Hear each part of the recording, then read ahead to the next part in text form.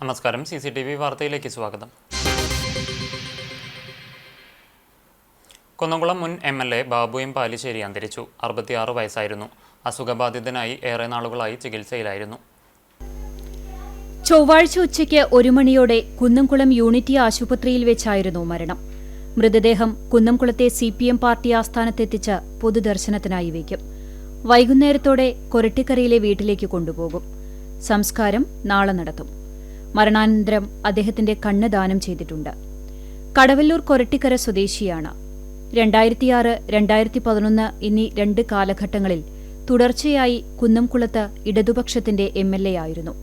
പിന്നീട് ജില്ലാ സെക്രട്ടേറിയറ്റ് അംഗമായി തുടരുന്നതിനിടെയാണ് അസുഖബാധിതനാകുന്നത്. ഞരമ്പുകളെ ബാധിച്ച പാർക്കിൻസൺസ് അസുഖമായിരുന്നു.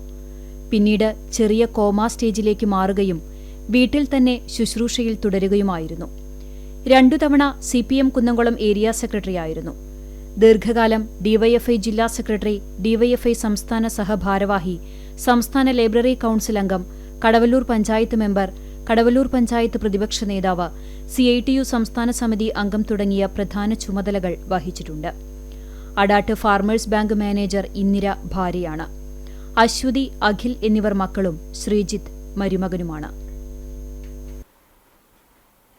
ക്രൂരമർദ്ദനമേറ്റാണ് ഗുരുവായൂർ ദേവസ്വം ആന ഗോകുൽ ചരിഞ്ഞതെന്ന് ആരോപണം.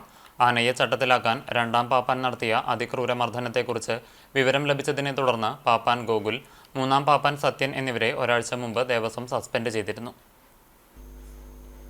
കഴിഞ്ഞ ഫെബ്രുവരി 13 കോഴിക്കോട് കൊയിലാണ്ടി കുറുവങ്ങാട് ക്ഷേത്രത്തിൽ എഴുന്നള്ളിപ്പിനിടെ കൂട്ടാനയായ ദേവസ്വത്തിന്റെ തന്നെ കൊമ്പൻ പീതാംബരന്റെ കുത്തേറ്റ് ഗോകുലിന് പരിക്കേറ്റിരുന്നു. മികച്ച ചികിത്സ നൽകി ആനയുടെ ആരോഗ്യം മെച്ചപ്പെട്ടു വരികയായിരുന്നു. എന്നാൽ 2 ആഴ്ച മുമ്പ് അർദ്ധരാത്രി ഗോകുലിന്റെ 2ാം പാപ്പാൻ ഗോകുലും പുറത്തുനിന്നുമെത്തിയ 5 പേരും ചേർന്ന് ആനയെ ക്രൂരമായി മർദ്ദിച്ചതായി പറയുന്നു. കൊയിലാണ്ടി സംഭവത്തെ തുടർന്ന് ഭയപ്പാടിലായ ആന കൂടുതൽ പേടിയിലായി. ഭക്ഷണവും വെള്ളവും എടുക്കുന്നത് കുറഞ്ഞു. കഴിഞ്ഞ ദിവസം ഉച്ചയോടെ ചെരിയുകയായിരുന്നു. ഗോകുൽ അപകടാവസ്ഥയിലാണെന്ന് ചില പാപ്പാന്മാർ തന്നെ വനംവകുപ്പിനെ അറിയിച്ചിരുന്നു. പുന്നത്തൂർ കോട്ടയിൽ CCTV സ്ഥാപിക്കണമെന്ന് ഹൈക്കോടതി നിർദ്ദേശം ഇതുവരെ നടപ്പായിട്ടില്ല. ദേവസ്വത്തിന്റെ ആനകളായ കൃഷ്ണ, ജൂനിയർ കേശവൻ എന്നീ ആനകളെ 2 പാപ്പാന്മാർ ചേർന്ന് മർദ്ദിക്കുന്ന ദൃശ്യം സമൂഹ മാധ്യമങ്ങളിൽ പ്രചരിച്ചപ്പോഴാണ് 2024 ഫെബ്രുവരി 10 ഹൈക്കോടതി ദേവസ്വത്തിന് നിരീക്ഷണ ക്യാമറ സ്ഥാപിക്കാൻ നിർദ്ദേശം നൽകിയത്. CCTV സ്ഥാപിക്കുമെന്ന് ദേവസ്വം ഹൈക്കോടതിയെ ഫെബ്രുവരി 16 അറിയിക്കുകയും കിഴക്കുഭാഗത്തെ ആനത്തറയിൽ പരീക്ഷണാടിസ്ഥാനത്തിൽ CCTV സ്ഥാപിക്കുകയും ചെയ്തു. എന്നാൽ അത് അന്ന് തന്നെ അഴിച്ചെടുക്കുകയായിരുന്നു. മദപ്പാടിലുള്ള ആനകളെയും മറ്റും തെക്കേപ്പറമ്പിലാണ് കെട്ടിയിട്ടുള്ളത്. പൊതുജനങ്ങൾക്ക് പ്രവേശനമില്ലാത്തതിനാൽ ആനകളെ കൈകാര്യം ചെയ്യാനുള്ള ഇടമായി ഈ സ്ഥലം മാറി. ആന ചെരിഞ്ഞതിനെക്കുറിച്ച് ദേവസ്വം അന്വേഷിച്ചാൽ യാഥാർത്ഥ്യം പുറത്തുവരില്ലെന്നും വനംവകുപ്പിലെ IFS റാങ്കുള്ള ഉദ്യോഗസ്ഥൻ അന്വേഷിക്കണമെന്നും ആനപ്രേമി സംഘം സംസ്ഥാന പ്രസിഡന്റ് KP ഉദയൻ ആവശ്യപ്പെട്ടു. ടോറസ് ലോറി മറിഞ്ഞ അപകടം. ഡ്രൈവർ അത്ഭുതകരമായി രക്ഷപ്പെട്ടു. കണ്ടാണശ്ശേരി പഞ്ചായത്തിലെ കിഴക്കേ പന്നിശ്ശേരിയിൽ ചൊവ്വാഴ്ച പുലർച്ചെയാണ് അപകടം സംഭവിച്ചത്. ദേശീയപാത നിർമ്മാണത്തിനാവശ്യമായ മണ്ണെടുത്ത് പന്നിശ്ശേരിയിലെ കുന്നിൻമുകളിൽ നിന്ന് താഴേക്ക് ഇറങ്ങുന്നതിനിടെ നിയന്ത്രണം വിട്ട ലോറി സമീപത്തെ വീട്ടുപറമ്പിലെ താഴ്ചയിലേക്ക് മറിയുകയായിരുന്നു. പറമ്പിലെ പ്ലാവിലും തെങ്ങിലും തട്ടി നിന്നതോടെ വലിയ അപകടം ഒഴിവായി.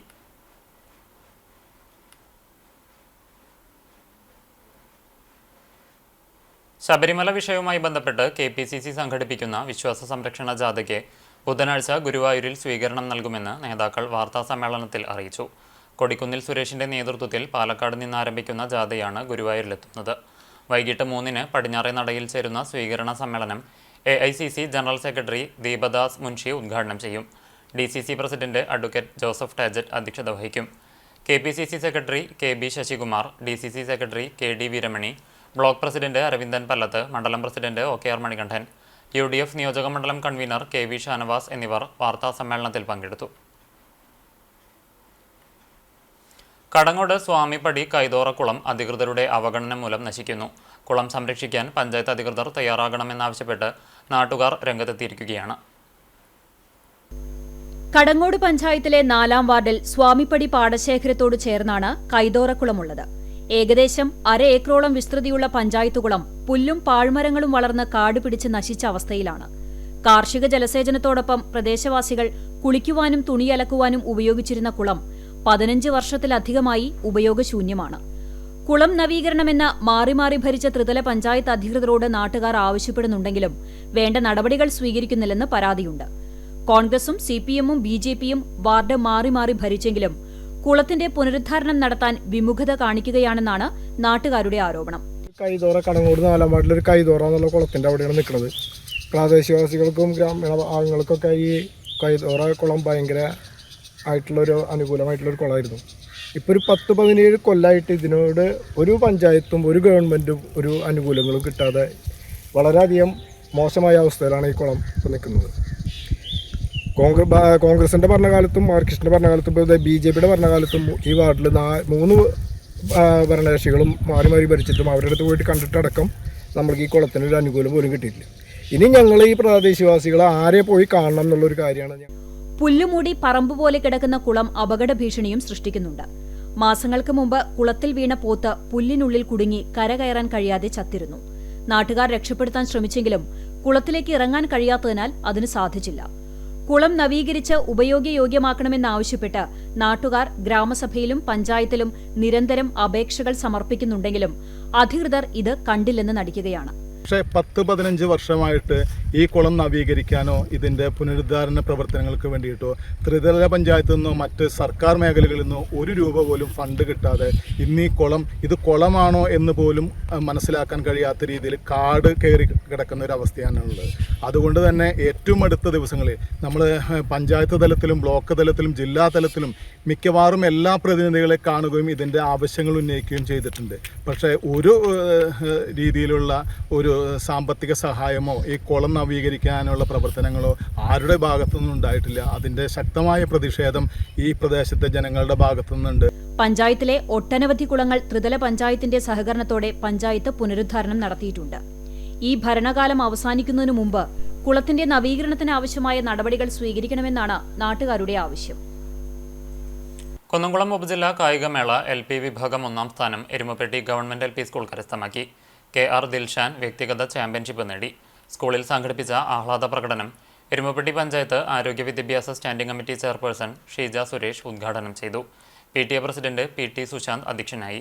ക്ഷേമകാര്യ standing committee chairperson Sumana Sugathan, ward member MK Jose, SMC chairman MM Girish, പ്രധാനാധ്യാപിക KA സുജിനി എന്നിവർ സംസാരിച്ചു.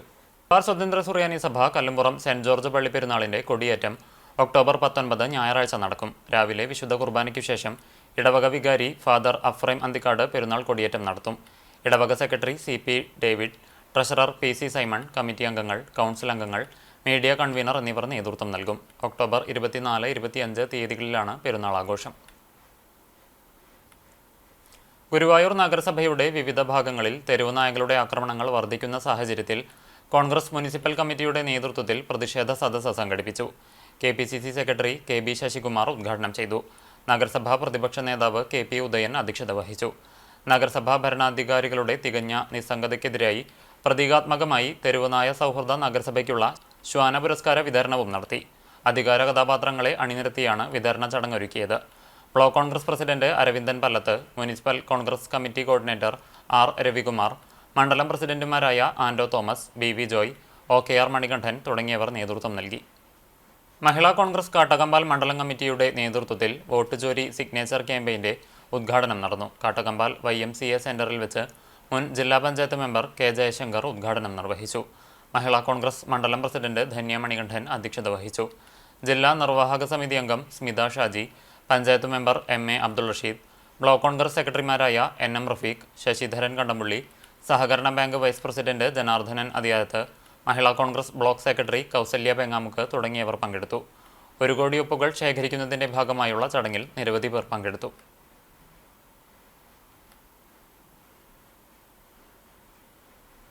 ഇന്നത്തെ സ്വർണ്ണവില നിങ്ങൾക്കായി സമർപ്പിക്കുന്നത് Malaya gold and diamonds, Malaya junction, Kunnamkulam.